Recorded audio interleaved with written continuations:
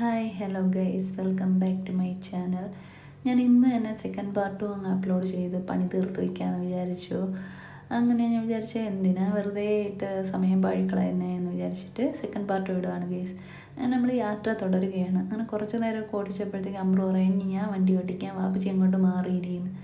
അങ്ങനെ അമ്രൂസ് വണ്ടി ഓടിക്കാൻ വേണ്ടിയൊക്കെ ഇരുന്നിട്ട് കുറേ നേരമൊക്കെ വണ്ടിയിൽ സ്റ്റിയറിങ് പിടിച്ചുകൊണ്ടൊക്കെ ഇരുന്നിട്ട് പിന്നെ അമ്രൂസിനെ അവിടെ നിന്ന് മാറ്റി ഇരുത്തിയിട്ട് നമ്മൾ നമ്മുടെ യാത്ര തുടരുകയാണ് ഗൈസ്. അറൗണ്ട് വൈകുന്നേരം 6 മണിയൊക്കെ ആയി. ഇനി അങ്ങോട്ട് നമ്മൾ പോകുമ്പോഴത്തേക്കും മൊത്തം ചുരമാണ്. 17 ഹെയർ പിൻസ് ഉള്ളൊരു ചുരമാണ് കാണുന്നത്. അപ്പോൾ അങ്ങോട്ട് പോകാൻ വേണ്ടിയിട്ട് നമ്മളിങ്ങനെ പോവുകയാണ്. പക്ഷേ രണ്ട് സൈഡിലും നോക്കുമ്പം മലകൾ ഫുള്ള് മഞ്ഞ് മൂടിയിട്ടുമുണ്ട്. ആ വഴിയിൽ കൂടി ഇങ്ങനെ പോകുന്നു. സൂര്യൻ അസ്തമിച്ചുകൊണ്ടിരിക്കുന്നു. നമ്മളിങ്ങനെ പോയിക്കൊണ്ടിരിക്കുക. വഴിയിൽ കുറച്ച് റോഡ് പണിയൊക്കെ നടക്കുന്നുണ്ടായിരുന്നു. എന്നാലും നമ്മൾ റോഡ് പണി നടക്കുന്നതുകൊണ്ട് കുറച്ച് ഡിലേ ആയിട്ടുണ്ടായിരുന്നു. എന്നാലും നമ്മളിങ്ങനെ ഈ വഴിയിൽ കൂടിയൊക്കെ പോയപ്പോൾ നല്ല നല്ല വ്യൂസ് ആയിരുന്നു. പക്ഷേ വ്യൂസ് എല്ലാം കടന്നു ചെല്ലുമ്പോൾ നമ്മൾ ചുരം കയറി തുടങ്ങി. ആദ്യത്തെ ചുരത്തിൻ്റെ ഫോട്ടോ എടുക്കണമെന്ന് ഞാൻ വിചാരിച്ചതാണ്. അങ്ങനെ ഓരോ വളവിലും ഓരോ നമ്പർ ഇട്ട് വെച്ചിട്ടുണ്ട്. 2, 3 നമ്പരേ എനിക്ക് കിട്ടിയുള്ളൂ. ആദ്യത്തെ 1, 2 കിട്ടിയ, പിന്നെ അങ്ങോട്ടുള്ള ഒന്നും കിട്ടിയില്ല.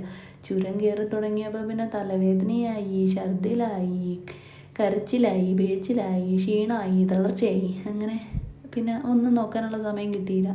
പിന്നെ നമ്മളിങ്ങനെ കണ്ണടച്ചങ്ങിരുന്നു. പക്ഷേ പോകുന്ന വഴിക്ക് ഒരുപാട് വെള്ളച്ചാട്ടങ്ങളും അങ്ങനെ കുറച്ച് ഇതൊക്കെ ഉണ്ടായിരുന്നു. അങ്ങനെ നമ്മളൊരു വെള്ളച്ചാട്ടം കണ്ടപ്പോഴത്തേക്കും അറിയാം വെള്ളച്ചാട്ടത്തിൻ്റെ സൈഡിൽ പുലി ഇരിപ്പുണ്ടെന്ന്. അങ്ങനെ ഞാൻ സൂം ചെയ്ത് നോക്കിയപ്പോഴത്തേക്കും നമ്മളൊരു പുലിയെ കണ്ടു കേട്ടോ.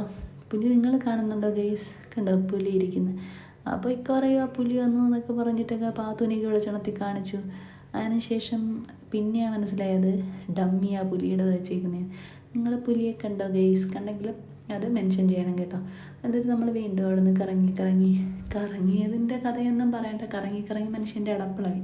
2 സൈഡിലും തേയിലത്തോട്ടങ്ങളും അങ്ങനെ ഒരുപാട് സ്ഥലങ്ങളൊക്കെ ഉണ്ടായിരുന്നു കേട്ടോ.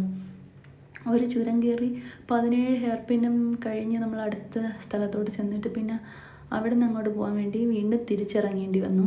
വേറൊരു സൈഡിൽ കൂടെ വീണ്ടും കറങ്ങി താഴെ ഇറങ്ങി. എന്നിട്ടാണ് നമ്മൾ ഈ റിസോർട്ട് നമ്മൾ ബുക്ക് ചെയ്ത സ്ഥലത്തേക്ക് വന്നത് കേട്ടോ. അവിടെ അടുത്ത് ഉള്ള ഒരു ഹോട്ടലും ഉണ്ടായിരുന്നു. ആലിബാബയും 41 ഡിഷസും അത് നമ്മൾ ചെയ്തിട്ടുണ്ടായിരുന്നു. അതിൻ്റെ ഒരു ചെറിയ വീഡിയോ ചെയ്തിട്ടുണ്ടായിരുന്നു. ഇതാണ് ഞാൻ പറഞ്ഞ റിസോർട്ട്. അത്യാവശ്യം നല്ല റിസോർട്ടാണ് കേട്ടോ. അവിടുത്തെ റൂമുകളായാലും നമുക്ക് താഴെയാണ് റൂം കിട്ടിയത് കേട്ടോ. നമ്മൾ റൂം നമ്പർ 201 ആണ് നമ്മൾ ബുക്ക് ചെയ്തിട്ടിരുന്നത്. അതുകൊണ്ട് തന്നെ നമുക്ക് റൂം നമ്പർ 201 തന്നെയാണ് കിട്ടിയത്. ഇതൊരു ഹിൽ ടോപ്പിലും നല്ല റോഡ് സൈഡിലുള്ള റിസോർട്ടാണ് കേട്ടോ. അപ്പോൾ അവിടെ ചെന്നപ്പോൾ തൊട്ട് പാത്തുവും ഇക്കായും എല്ലാം ചോദിക്കുക എവിടാ പൂള്. അവർക്ക് പൂളിൽ ചാടാനുള്ള ഉദ്ദേശത്തോടു കൂടിയാണ് നമ്മളൊരു റിസോർട്ടിൽ റൂം ബുക്ക് ചെയ്യുന്നത് തന്നെ. ഇനി ഞാൻ റൂമിൻ്റെ ഡീറ്റെയിൽസ് കാണിച്ചു തരാം.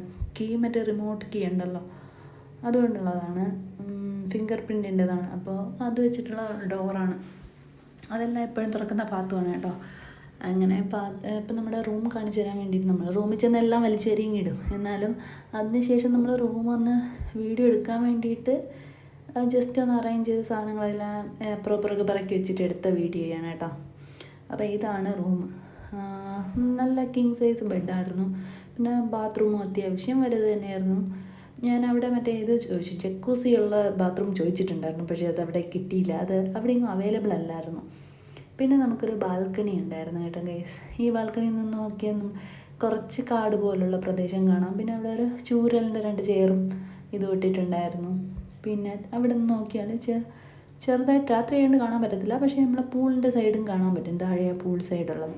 പിന്നെ അതിൻ്റെ സൈഡിലെ വിൻഡോ ഉണ്ട്. ആ വിൻഡോ ഓപ്പൺ ചെയ്ത് നോക്കുമ്പോഴും നമുക്ക് കാണുന്ന പ്രകൃതി രമണീയതയാണ്. എന്നാലും കാണാൻ നല്ല ഭംഗിയാണ്. അത് ബാൽക്കണിയുടെ സൈഡിൽ നിന്ന് നമ്മുടെ റൂമിലേക്ക് നോക്കാൻ പറ്റുന്നതാണ് കേട്ടോ. അപ്പോൾ ഇത് കഴിഞ്ഞിട്ട് നമ്മൾ റൂമിൽ നിന്ന് ഇറങ്ങിയതിന് ശേഷം നേരെ വാപ്പായും മക്കളും എല്ലാവരും കൂടെ ഓടിപ്പോയത് എവിടെയാണെന്ന് വെച്ച് കഴിഞ്ഞാൽ പൂളിലേക്കാണ് കേട്ടോ. പൂള് എന്നും പറഞ്ഞിട്ടാണ് നമ്മൾ ആ റൂം എടുത്തത് തന്നെ. എടുത്തപ്പോൾ തന്നെ രാത്രി വ്യൂവിൽ അതും വെള്ളം നല്ല തണുത്ത വെള്ളമായിരുന്നു. ആ വെള്ളത്തിൽ കിടന്നും ഇവർക്ക് പൂളിൽ ഇറങ്ങി കളിച്ചേ പറ്റുള്ളൂ എന്ന് പറഞ്ഞിട്ട് അത്രയും തലവേദന എടുത്ത് വന്നതാണ്. എന്നിട്ടും പൂളിൽ കിടന്ന് കളിക്കുകയായിരുന്നു. ഒരു 9 മണിയായപ്പോഴത്തേക്ക് അവർ നമുക്ക് സ്പെഷ്യൽ റിക്വസ്റ്റ് പ്രകാരം നമുക്ക് പൂള് രാത്രിയിലത്തേക്ക് തുറന്നു വന്നു. തുറന്ന് വന്നിട്ട് പിന്നെ നമ്മൾ പൂളിലോട്ട് കളിയായി.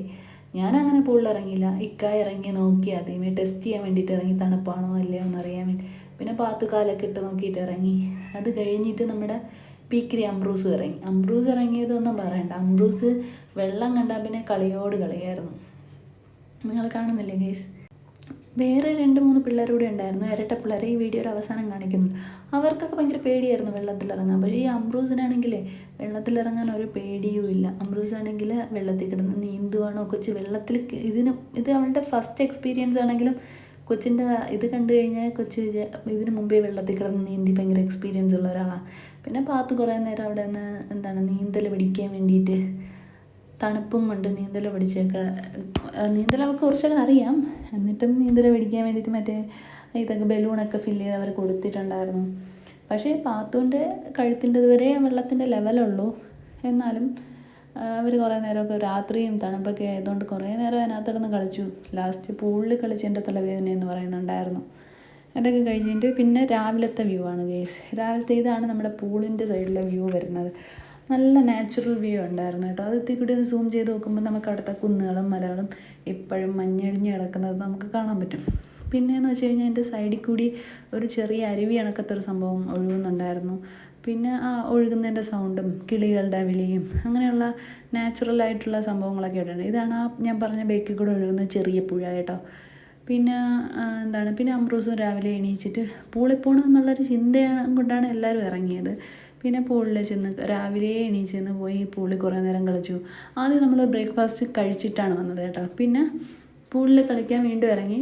അത് കഴിഞ്ഞതിന് ശേഷം വീണ്ടും നമ്മൾ ബ്രേക്ക്ഫാസ്റ്റ് കഴിക്കാൻ വേണ്ടി അവിടെ നിന്ന് കോംപ്ലിമെൻ്ററി ബ്രേക്ക്ഫാസ്റ്റ് കഴിക്കാൻ വേണ്ടി പോയി കേട്ടോ. ഇതൊക്കെയാണ് കോംപ്ലിമെൻ്ററി ബ്രേക്ക്ഫാസ്റ്റിൽ അവർ വെച്ചിരുന്ന ഐറ്റംസ് കേട്ടോ. പുട്ട്, കടല, അപ്പം, പിന്നെ ഫ്രൂട്ട്സ്. ഞാനതിൽ നിന്ന് 2 അപ്പവും കടലയും ഒരു മുട്ടയും മാത്രമേ എടുത്തോളൂ. ഇതൊക്കെ കഴിഞ്ഞിട്ട് നമ്മൾ 10-11 മണിയായപ്പോൾ തന്നെ അവിടെ നിന്ന് ഇറങ്ങിയെന്ന് വെച്ചാൽ വെയിൽ ഒരുപാട് താറുന്നതിന് മുമ്പ് നമുക്ക് വീട്ടിലെത്തണം. നാളെ പെരുന്നാളാണ്. അങ്ങനെയൊക്കെ ഉള്ളതുകൊണ്ട് നമ്മൾ അവിടെ നിന്ന് ഇറങ്ങി. പിന്നെ അംബ്രൂസ് ഇറങ്ങാൻ നേരത്ത് അവിടെയുള്ള ആൻറ്റിമാർക്കും അവർക്കെല്ലാവർക്കും ഫ്ലൈയിങ് കിസ്സൊക്കെ കൊടുത്തു. റിസോർട്ടിന് ടാറ്റയൊക്കെ പറഞ്ഞിട്ടാണ് നമ്മൾ അവിടെ നിന്ന് ഇറങ്ങിയത്. എന്നിട്ട് ഇനിയിപ്പോൾ വീടെത്തണ്ടേ, നാളെ പെരുന്നാളാണ്. Okay bye.